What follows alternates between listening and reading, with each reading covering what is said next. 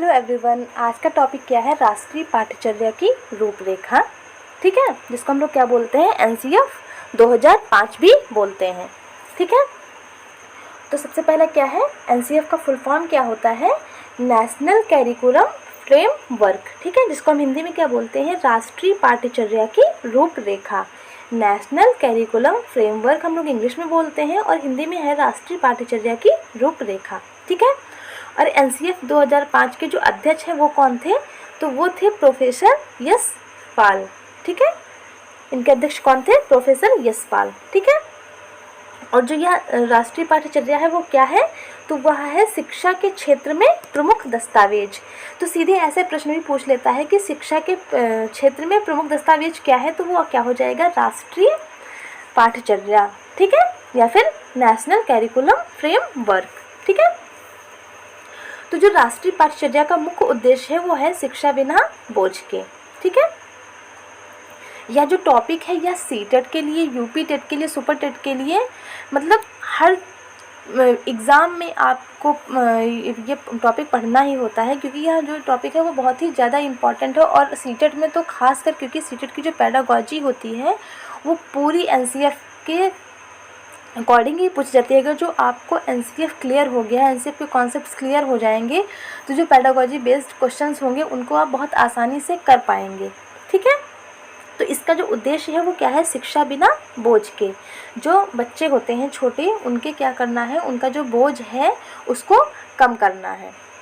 भारत में अब तक के 3 राष्ट्रीय पाठ्यचर्या दस्तावेज बन चुके हैं, जो इस प्रकार है। तो आप लोगों को पता होगा कि जो एनसीएफ 2005 है वो अभी तक के कितनी बार आ चुका है? तो वो 3 बार आ चुका है, और सबसे जो आखिरी है वो क्या है? एनसीएफ 2005। ठीक है, तो सबसे पहले जो आया था वो हमारा आया था राष्ट्रीय पाठ्यचर्या 1975। सबसे पहले आया था 1975 में, देन उसके बाद आता है 1988 में, और उसके बाद आता है 2000 में, फिर सबसे लास्ट में, और जो अभी तक के है वो क्या है? 2005 में। ठीक है, तो सबसे पहले 1975, देन 1988, देन 2000। ठीक है, और अभी जो है वो क्या है? एनसीएफ 2005। इसी के आधार पर ही सारे स्कूलों में क्या दी जाती है? शिक्षा दी जाती है। ठीक है, तो ये तो बात हो गई कि कितने इसके दस्तावेज आ चुके हैं। तो वो टोटल जो आए हैं वो 4 आए हैं, सबसे पहले वाले 3 और सबसे लास्ट हमारा 2005। तो हम लोग अभी 2005 वाले के बारे में ही पढ़ेंगे। ये क्या है? 2005 के एनसीएफ का प्रारंभ शिक्षा शास्त्री रविंद्रनाथ टैगोर सभ्यता और प्रगति को आधार मान करके किया था। ठीक है, तो जो एनसीएफ 2005 है इसका सदवाक्य क्या है? सभ्यता और प्रगति। सभ्यता और प्रगति जो निबंध है वो किसका है? रविंद्रनाथ टैगोर जी का निबंध है सभ्यता और प्रगति, वहाँ से ही लिया गया है। ठीक है, भारत सरकार के द्वारा रूपरेखा तैयार करने के लिए यूजीसी की पूर्व अध्यक्ष प्रोफेसर 23 सदस्यों की समिति का गठन किया। ठीक है, तो जो भारत सरकार की यह जो रूपरेखा है इसको पूर्व अध्यक्ष प्रोफेसर वही कौन? यशपाल समिति।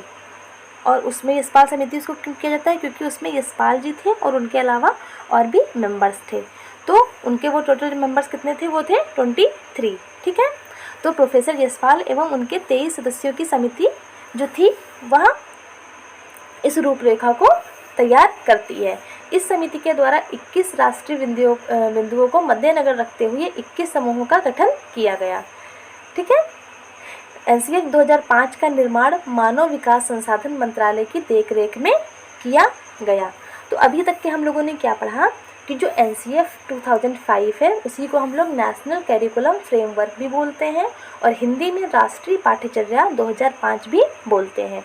और यह कहाँ से लिया गया है? तो यह जो रविंद्रनाथ टैगोर जी का निबंध है सभ्यता एवं प्रगति, वहाँ से उसको आधार मान करके लिया गया है। ठीक है, और जो एनसीएफ 2005 है इसकी शुरुआत 1993 में यशपाल समिति से हुई थी। ठीक है, और जो यह समिति है इसमें प्रोफेसर यशपाल जो थे वो थे, और उनके अलावा अन्य 23 सदस्य थे। ठीक है, और मानव संसाधन विकास मंत्रालय द्वारा इसका सर्वप्रथम जो यह पाठ्यचर्या है उस पर चर्चा हुई थी। ठीक है, ये बात हो गई मेन। और यह कब हुई थी मानव संसाधन विकास मंत्रालय द्वारा? तो वह हुई थी 14 से 19 जुलाई 2004। कब हुई थी? 14 से 19 जुलाई, ठीक है, 2004 में, ठीक है।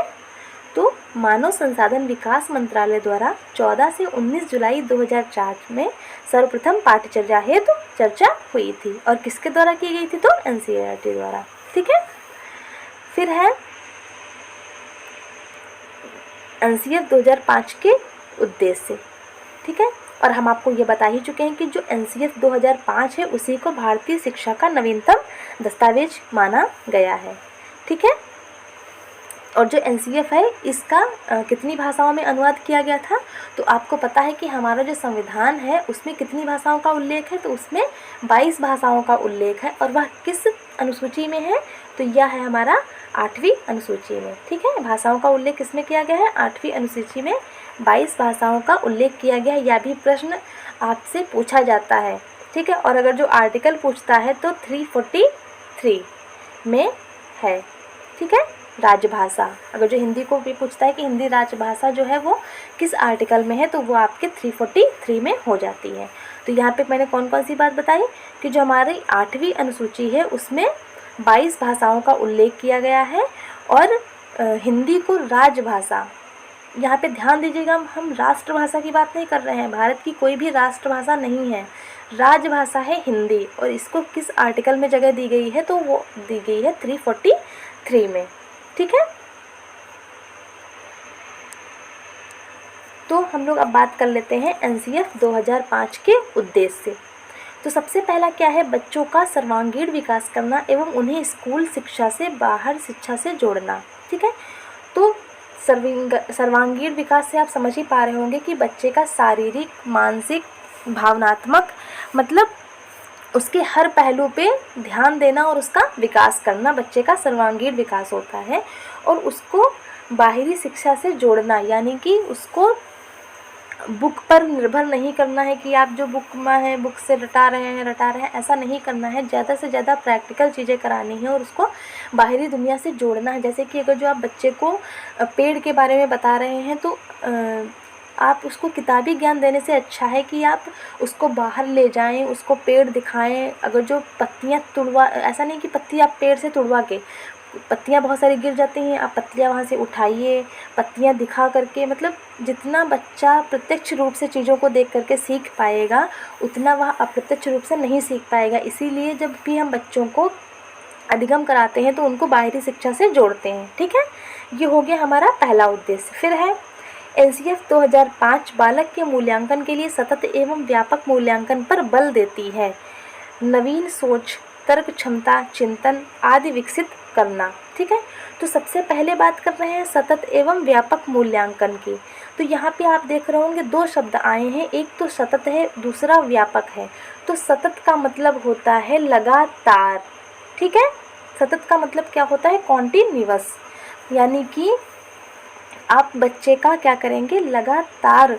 इसीलिए क्या होता है कि जब हम बच्चे को पढ़ाना स्टार्ट करते हैं तो हम उसका लगातार आकलन करते रहते हैं, लगातार मूल्यांकन करते रहते हैं। इसीलिए आप देखते होंगे कि बीच बीच में बच्चों के यूनिट टेस्ट लिए जाते हैं, फॉर्मेटिव असेसमेंट किया जाता है, जिससे कि क्या हो, हमें बच्चे की प्रगति का पता चलता रहे और उसकी समस्याओं का निराकरण हम कर सकें। हमें पता चल पाएगा, अगर जो हम मूल्यांकन ही नहीं करेंगे तो हमको पता नहीं चल पाएगा कि बच्चे को कहाँ पर प्रॉब्लम आ रही है और उसकी क्या समस्या है। जब हम उसका निदान करेंगे उसी के बाद ही उसका उपचार कर सकते हैं, ठीक है।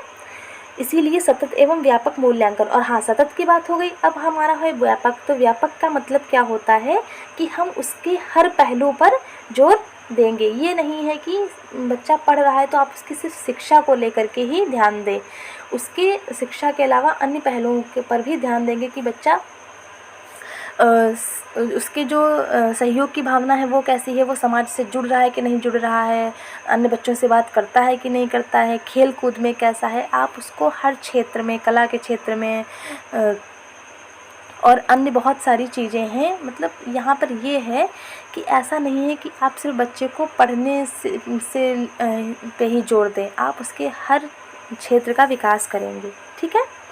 फिर है कि नवीन सोच, तर्क क्षमता, चिंतन आदि विकसित करना। नवीन सोच मतलब इनोवेशन। ठीक है।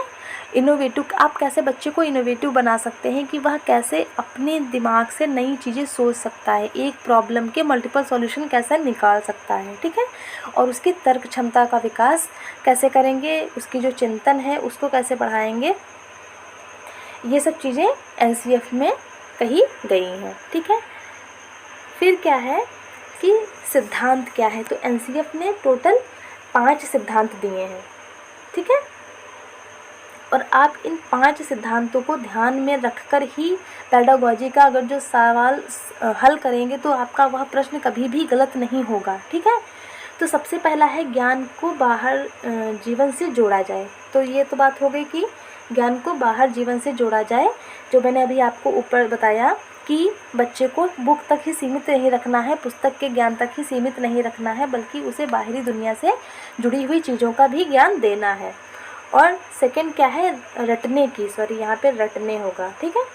क्या है, रटने कि रटने की प्रणाली को ख़त्म किया जाए, बच्चों को संप्रत्यय निर्माण पे जोर दिया जाए, उनके कॉन्सेप्ट बनाने पे निर्माण दिया जाए कि जब उनका कॉन्सेप्ट बन जाएगा तो उनको रटने की ज़रूरत नहीं पड़ेगी। जैसे कि आप कह रहे हो, जैसे मैंने आपको बताया भी कि पेड़ के बारे में पढ़ाना है, अब आप बताए जा रहे हो कि जो पेड़ की पत्ती होती है उसमें बीच से शिराएँ निकलती हैं, वो शिराएँ इधर को निकलती हैं, शिराएँ उधर को निकलती हैं, बच्चे को समझ में नहीं आ रहा है।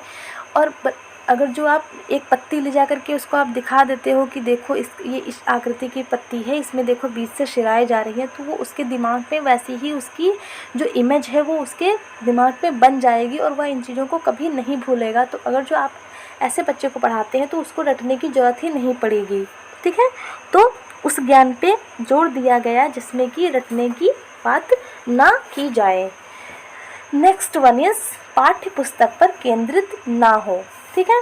तो वही बात हो गई कि बाहरी दुनिया से जोड़ेंगे तो ऐसा नहीं है कि जो हमारा पुस्तक में लिखा हुआ है सिर्फ उतना ही ज्ञान बच्चे को दें। ठीक है। उस चीज़ को बाहरी दुनिया से जोड़ करके बच्चे को बताया जाए। ठीक है। नेक्स्ट है कक्ष की गतिविधियों से जोड़ा जाए, इन्हें लचीला बनाया जाए। तो कक्ष की गतिविधियाँ ये हैं कि जैसे बच्चा आता है, वो बच्चा कब सीखता है, जब वो ज़्यादा एक्टिव होता है। और वो एक्टिव कब होगा, जब उसकी जो सेंसेस है वो काम करेंगी। अगर जो बच्चा सिर्फ लिख रहा है तो उसकी एक सेंस काम कर रही है, और अगर जो वो सुन रहा है, लिख रहा है, बोल रहा है, उससे ज़्यादा सेंसेस काम करेंगे। तो जितने ज़्यादा सेंसेस काम करते हैं उतनी जल्दी हम सीख पाते हैं। इसीलिए जो हमारे दृश्य श्रव्य साधन होते हैं उनको हम इस्तेमाल करते हैं शिक्षण में, क्योंकि वो क्या होते हैं, इससे हमें जैसे हम कोई चीज़ देख भी रहे हैं तो हमारे आँखें भी काम कर रही हैं, हम किसी चीज़ को सुन रहे हैं तो हमारे कान भी खुले हुए हैं। तो इससे हमारे जितने ज़्यादा सेंसेस जुड़ेंगे उससे उतनी ही ज़्यादा हम किसी चीज़ को जल्दी सीखेंगे। अगर जो आप सिर्फ बुक से पढ़ते हैं तो आपके उतने सेंसेस काम नहीं करते हैं। ठीक है। तो आप उस चीज़ को उतनी जल्दी कैप्चर नहीं कर पाओगे, बल्कि वैसी चीज़ को आप देखते हो। जैसे आपसे कह दिया जाए, किसी ने बोल दिया कि जो रोज़ का फूल होता है, जैसे रोज़ होता है, आपने बोल दिया कि रोज़ जो होता है उसकी जो पेटल्स होती हैं, उसकी जो पत्तियां होती हैं वो आपस में लगी लगी होती है। तो आप अपने दिमाग में, अगर जो आपने कभी रोज़ नहीं देखा है, आप कुछ इमेजिन ही करोगे कि हाँ उसकी पत्तियां ऐसी होती हैं। लेकिन अगर जो आपको वही चीज़ दिखा दी जाए, आपको रोज़ दिखा दिया जाए कि देखो रोज़ ऐसा है, तो आप क्या कभी भूल पाओगे कि रोज़ कैसा होता है। इसीलिए कहा जाता है कि कक्ष को गतिविधियों से जोड़ा जाए, उनको ज़्यादा से ज़्यादा एक्टिविटीज़ कराई जाए। और ऐसा नहीं है कि वो एक्टिविटीज़ एकदम कठोर हों, उनको लचीला बनाया जाए, बच्चों के अकॉर्डिंग बनाया जाए, जो बच्चों की सुविधा के अनुसार हो। ठीक है। फिर है राष्ट्रीय महत्व बिंदु को पाठ्यक्रम में शामिल किया जाए। राष्ट्रीय महत्व बिंदु की बात यहाँ पे ये हो रही है कि जो हमारा नेशन है उससे जुड़ी हुई चीज़ों को पाठ्यक्रम में शामिल किया जाए। इसीलिए आप छोटे बच्चों की पुस्तकों में देखते होंगे कि झंडे से रिलेटेड क्वेश्चंस होते हैं कि जैसे आप जैसे छोटे वहाँ जाते हैं, आप प्राइमरी स्कूल्स में जाते हैं, वहाँ पर भी आप देखते हैं कि जो हमारी पेंट वो वॉल होती है, वॉल्स पे भी पूरे क्या होते हैं, जो हमारा राष्ट्रीय पशु है, राष्ट्रीय पक्षी है, उसकी क्या होती है, फिगर बने होते हैं, जिससे कि बच्चा जो है उसको हमारे नेशंस के बारे में पता चले। इसलिए राष्ट्रीय महत्व। और हाँ, इसके अलावा जो हमारे फ्रीडम फाइटर्स हैं, जिन्होंने हमारे जो क्रांतिकारी हैं, इनके बारे में भी हम क्या करते हैं, जो हमारा सिलेबस है उसमें शामिल करते हैं, जिससे कि बच्चों को उनसे प्रेरणा मिल सके, वो उनसे कुछ सीखें। ठीक है, तो ये बात हो गई। नेक्स्ट क्या है, हाँ, इसमें नोट वही दिया हुआ है कि जो एनसीएफ की उत्पत्ति है वो कहाँ से मानी जाती है, तो वो जो रविन्द्रनाथ टैगोर जी का निबंध है सभ्यता एवं प्रकृति, वहाँ से मानी जाती है। और एनसीएफ 2005 की रूपरेखा के तहत सभी भाषा 8वीं अनुसूची में अनुवाद किया गया है। ठीक है, तो जो 2005 की रूपरेखा है, इसका अनुवाद कितनी भाषाओं में किया गया है, तो 22 भाषाओं में किया गया है। और हाँ, अगर जो आपको ये PDF चाहिए होगी तो इसके लिए आपको हमारा टेलीग्राम चैनल ज्वाइन करना पड़ेगा, लेट्स लर्न। और आप चाहें तो आप व्हाट्सएप से भी जुड़ सकते हैं, वहाँ पर भी ये PDF प्रोवाइड करवाई जाती हैं। और अगर जो आपको वीडियो पसंद आ रही हो तो लाइक भी कर दीजिए और अपने दोस्तों को शेयर भी कर दीजिए। ठीक है, आप लोग लाइक शेयर करना तो भूल ही जाते हैं। तो हो गई ये इतनी बात। अब क्या है कि इसके महत्वपूर्ण बिंदु क्या हैं एनसीएफ के, तो वो है कि विद्यार्थियों को रटने से मुक्त कराया जाए और उनका चहुमुखी विकास हो सके। ये इनका मेन उद्देश्य था कि एक तो उनके बोझ को कम करना, दूसरा उनको रटंत प्रणाली से मुक्त कराया जाए और उनका सर्वांगीण विकास किया जाए। ठीक है, और दूसरी और महत्वपूर्ण बात क्या है कि जो शिक्षा है वो बाल केंद्रित होनी चाहिए। पहले क्या होता था कि जो एजुकेशन होती थी उसको हम लोग चाइल्ड सेंटर्ड नहीं थी। ठीक है, वह किस पर डिपेंड करती थी, टीचर अपने अकॉर्डिंग पढ़ाता था, अपने अकॉर्डिंग उसके अकॉर्डिंग चीज़ें होती थी। जैसे कि आप पढ़ते हैं वैदिक काल में क्या था, जब गुरुकुल पद्धति होती थी, गुरुकुल में जो लोग सीखने जाते थे वहाँ पर चाइल्ड सेंटर्ड एजुकेशन नहीं होती थी, वहाँ पर जो गुरु होता था, जो शिक्षक होता था, उसी के अकॉर्डिंग चीज़ें होती थी। लेकिन जो हमारी आज की जो शिक्षा वो है प्रणाली है, उसमें बच्चों को ही सर्वोपरि माना गया है और चाइल्ड सेंटर्ड एजुकेशन की ही बात की जाती है। ये जो सीटेड वाले बच्चे हैं वो स्पेशली ध्यान रखेंगे कि आप पेडागोजी का कोई भी ऐसा क्वेश्चन में ऐसा ऑप्शन टिक करके नहीं आएंगे जो बच्चों को ख़राब कह रहा हो या फिर बच्चों को नीचा दिखा रहा हो। आप हमेशा किसकी गलती देंगे, सिस्टम की गलती देंगे, टीचर की गलती देंगे। एक आपके सीटेट में प्रश्न बहुत आता है कि अगर जो बच्चा फेल होता है तो गलती किसकी है, तो वहाँ पे गलती किसकी होती है, व्यवस्था की गलती है। ठीक है, सिस्टम की गलती है, बल्कि बच्चे की गलती नहीं है। ठीक, तो आप ये बात याद रखिएगा कि जो बच्चा होता है वो सर्वोपरि होता है और उसी को सेंटर में रख करके सारी चीज़ों जो होती हैं, वो शिक्षण पद्धतियाँ जो होती हैं, शिक्षण विधियों का जो प्रयोग होता है, वो सब बच्चे को ध्यान में रख करके किया जाता है।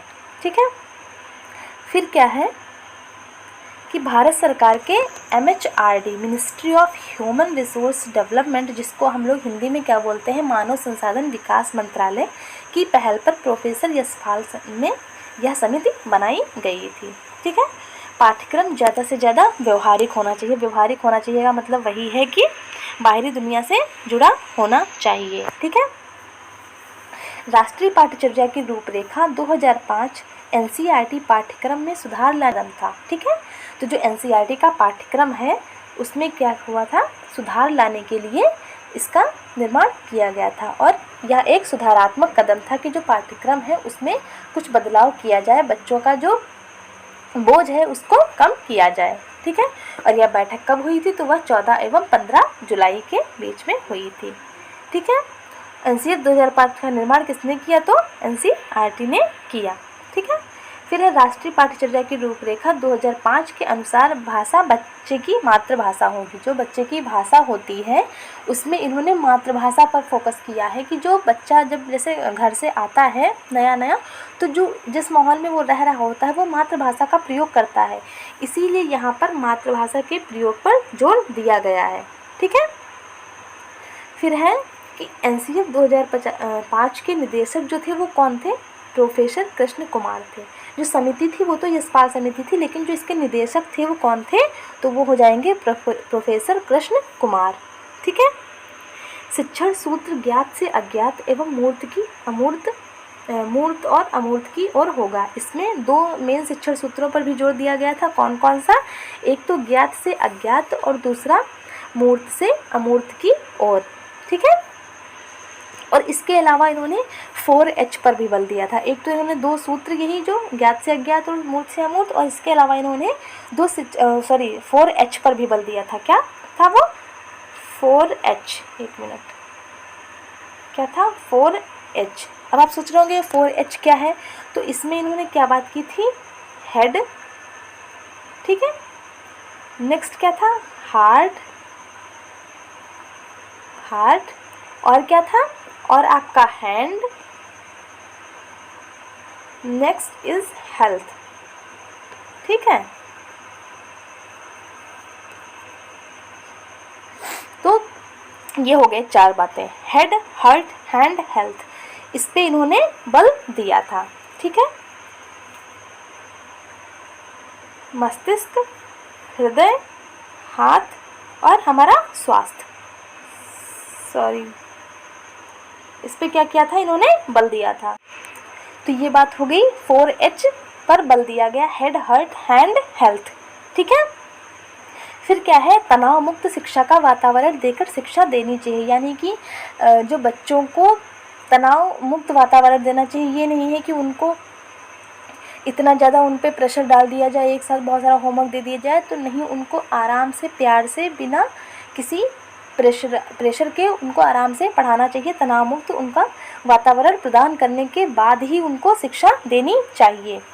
अभिभावक को भी यह संदेश दिया जाए कि छोटी उम्र में निपुणता की आकांक्षा रखना गलत है।